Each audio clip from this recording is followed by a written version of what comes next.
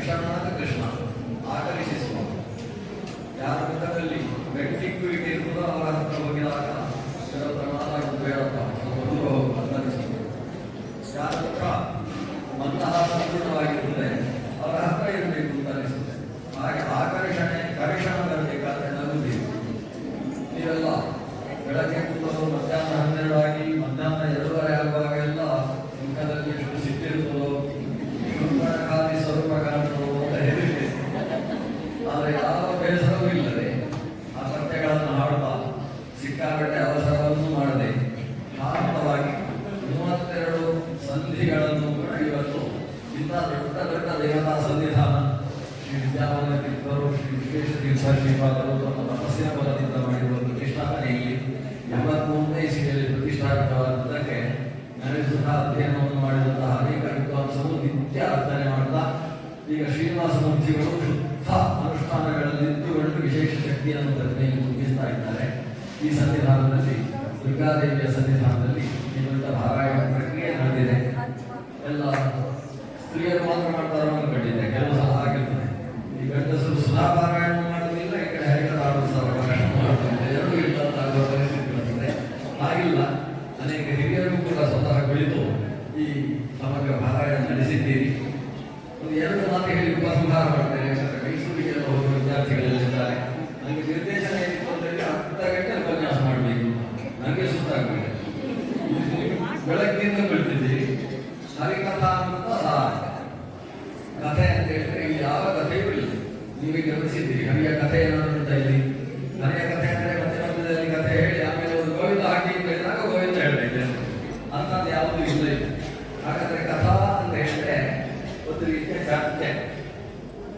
ಕಥಾ ಲಕ್ಷಣ ಅಂತ ಒಂದು ಗ್ರಂಥವನ್ನು ಶ್ರೀಮನ್ಮಧ್ವಾಚಾರ್ಯರು ರಚಿಸಿದ್ದಾರೆ. ಕಥಾ ಅಂದರೆ ವಾದ, ಜಲ್ಪ, ವಿತಂಡ ಅಂತ ಹೇಳುವ 3 ರೀತಿಯ ಚರ್ಚೆಗೆ ಕಥಾ ಅಂತ ಹೆಸರು. ಅದರಲ್ಲಿ ವಾದಕಥೆಯನ್ನು ನಿರಂತರವಾಗಿ ಜಗನ್ನಾಥದಾಸರು ಈ ಪದ್ಯಗಳಲ್ಲಿ ತಾವು ತೆಗೆದುಕೊಂಡು ಬಂದಿದ್ದಾರೆ. ವಾದಕಥೆ ಅಂದರೆ ಗುರು ಶಿಷ್ಯರು ಕುರಿತು ತತ್ವ ಜಿಜ್ಞಾಸ ನಡೆಸುವ ರೀತಿಯಲ್ಲಿ ಸಮಗ್ರ ಹರಿಕಥಾಗತ ಸಾಹಿತ್ಯ. ಅನೇಕ ಕಡೆಯಲ್ಲಿ ಸ್ತೋತ್ರಗಳಿದ್ದಾರೆ. ಕರುಣಾ ಸಂಧಿ ಇದ್ದರೆ ಅದೊಂದು ಥರದಲ್ಲಿ ಸ್ತೋತ್ರವಿದೆ. ಮಂಗಳಾಚರಣ ಸಂಧಿ ಇದ್ದರೆ ಅದು ಸ್ತೋತ್ರವಿದೆ. ಶ್ರೀರಮಣಿಕರ ಕಮಲ ಪೂಜಿತಾಂಶ ಮಾಡಿದರೆ ಅದು ಸ್ತೋತ್ರವಿದೆ. ಆದರೆ ಸ್ತೋತ್ರದ ಒಳಗೆ ಅರ್ಥ ಮಾಡ್ತಾ ಹೋದರೆ ಶ್ರೀಮನ್ ಮಧ್ವಾಚಾರ್ಯರು ಕೊಟ್ಟಂತಹ ಸಿದ್ಧಾಂತದ ಸಾರ ಸರ್ವಸ್ವ ಅಲ್ಲಿ ಗರ್ಭದಲ್ಲಿದೆ ಅನ್ನೋದು ನಮ್ಮ ಗಮನಕ್ಕೆ ಬರುತ್ತದೆ. ಅಂತಹ ವಿಚಿತ್ರವಾದ ಗ್ರಂಥ, ಸಂಸ್ಕೃತ ಭೂಯಿಷ್ಠವಾದದ್ದು. ಭಾವಿನಿ ಷಟ್ಪದಿಯಲ್ಲಿರುವಂಥದ್ದು. ಭಾವಿನಿ ಷಟ್ಪದಿಗೆ ಒಂದು ಮಹತ್ವ ಇದೆ. ಷಟ್ಪದಿಗಳಲ್ಲಿ 6 ಷಟ್ಪದಿಗಳು ನಮಗೆಲ್ಲ ಗೊತ್ತಿರ್ಬೋದು. ಕರ, ಕುಸುಮ, ಭೋಗ, ಭಾವಿನಿ, ವಾರ್ಧಕ ಷಟ್ಪದಿಯ ತನಕ 6 ಷಟ್ಪದಿಗಳಿದ್ದಾರೆ. ಅದರಲ್ಲಿ ಭಾವಿನಿ ಷಟ್ಪದಿಯ ಮಹತ್ವ ಏನಂದ್ರೆ, ಭಾವಿನಿ ಅಂದರೆ ಹೆಂಗಸರು ಅಂತ ಅರ್ಥ. ಭಾವಿನಿ ಅಂದರೆ ಎಲ್ಲ ಹೆಂಗಸರಿಗೂ ಭಾವಿನಿ ಅಂತ ಹೆಸರಿಲ್ಲ. 16ರಿಂದ 32 ಒಳಗಿನವರಿಗೆ ಭಾವಿನಿ ಅನ್ನುವುದು ಹೆಸರು. ಅವರು ನಡೆಯುವ ವೈಯಾರ ಸ್ವಲ್ಪ ಬೇರೆ ಇರ್ತದೆ. ನನಗೆ ಹೆಚ್ಚು ಅನುಭವ ಇಲ್ಲ, ಗೊತ್ತಿರ್ಬೋದು. ಅವರು ನಡೆಯುವಾಗ ಸ್ವಲ್ಪ ವೈಯಾರದಿಂದ ನಡೀತಾರಂತೆ. ಆ ಭಾವಿನಿಯರ ನಡೆಯ ಹಾಗೆ ಯಾವ ಛಂದಸ್ಸಿನಲ್ಲಿ ನಡೆಯುತ್ತದೋ ಅದಕ್ಕೆ ಭಾವಿನಿ ಛಂದಸ್ಸು ಅಂತ ಹೆಸರು. 108 ಮಾತ್ರೆಗಳುಳ್ಳದ್ದು. 4 3 4 3 4 3 4 3 4 3 4 3 ಈ ಲೆಕ್ಕಾಚಾರದಲ್ಲಿ ಒಟ್ಟು 108 ಮಾತ್ರೆಗಳು ಒಂದು ಪದ್ಯದಲ್ಲಿ ಬಂದರೆ ಅದಕ್ಕೆ ಒಂದು ಭಾವಿನಿ ಛಂದಸ್ಸು ಅಂತ ಹೆಸರು. ಮಾತ್ರ ಅಂದರೆ ದೀರ್ಘಾವಧಿ 2 ಮಾತ್ರೆ, ರಸ ಅಂದರೆ 1 ಮಾತ್ರೆ. ಆ ಲೆಕ್ಕಾಚಾರದ ಒಂದು ವಿಶಿಷ್ಟ ಛಂದಸ್ಸು. ತತ್ವಗಳನ್ನು ನಿರೂಪಿಸುವುದಕ್ಕೆ ಬಹಳ ಮುಖ್ಯವಾದದ್ದು. ಕುಮಾರವ್ಯಾಸ ಅವರು ಸಮಗ್ರ ಮಹಾಭಾರತವನ್ನು ಕರ್ನಾಟಕ ಭಾರತ ಕಥಾಂಜಲಿ ರೀತಿಯಲ್ಲಿ ರಚಿಸಿದ್ದಾರೆ. ಅದು ಭಾವಿನಿ ಷಟ್ಪದಿಯಲ್ಲೇ ರಚಿಸಿರುವಂಥದ್ದು. ಕನಕದಾಸರ ಹರಿಭಕ್ತಿ ಸಾರವನ್ನು ರಚಿಸಿದ್ದು ಕೂಡ ಈ ಭಾವಿನಿ ಷಟ್ಪದಿಯಲ್ಲೇ. ಅದಕ್ಕೊಂದು ವಿಶೇಷ ಮಹತ್ವ ಇದೆ. ಆ ಷಟ್ಪದಿಯನ್ನಷ್ಟೇ ಹಿಡಿದುಕೊಂಡು 32 ಸಂಧಿಗಳಲ್ಲಿ ಅದರ ವಿವರಣೆಯನ್ನು ಕೊಟ್ಟರೆ ಶ್ರೀಲ ವಿಠಲರು ಅದರಲ್ಲಿ ಏನು ಸಾರ ಇದೆ ಅನ್ನೋದನ್ನು, ಅದಕ್ಕಿರುವ ಮಹತ್ವವನ್ನು ನಾವು ಕೊನೆಯಲ್ಲಿ ಫಲಸಂಧಿಯ ಮೂಲಕವಾಗಿ ನಿರೂಪಣೆ ಮಾಡಿದರು. ಅದನ್ನು ಬಿಡದೆ ಪಾರಾಯಣ ಮಾಡಿದರು. ನಾನು ಅಂದ್ಕೊಂಡೆ ಫಲಸಂಧಿ ಮಾಡುವುದಿಲ್ಲ ಅಂತ.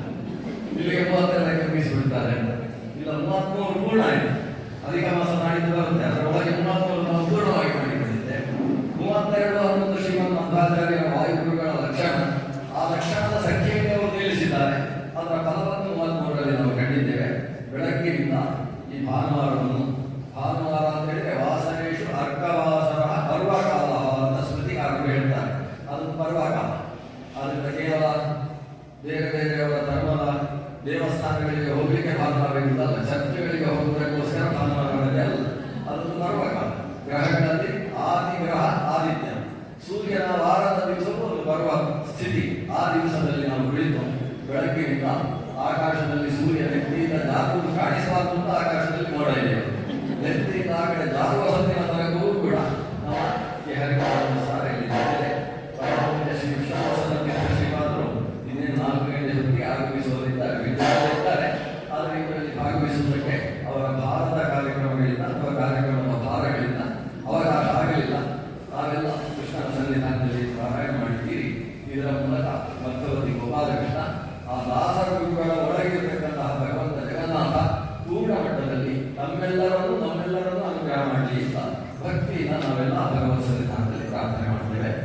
ತಾವು ಒಂದು ಪುಸ್ತಕ ಮತ್ತು ಮಂತ್ರಾಕ್ಷತೆ ಕೊಡ್ತೇವೆ, ಅದನ್ನು ಪ್ರಸಾದವಾಗಿ ಸ್ವೀಕರಿಸಿ ತಮ್ಮ ಸಾಯಂಕಾಲ ಇದ್ದರೆ ಇರ್ಬೋದು.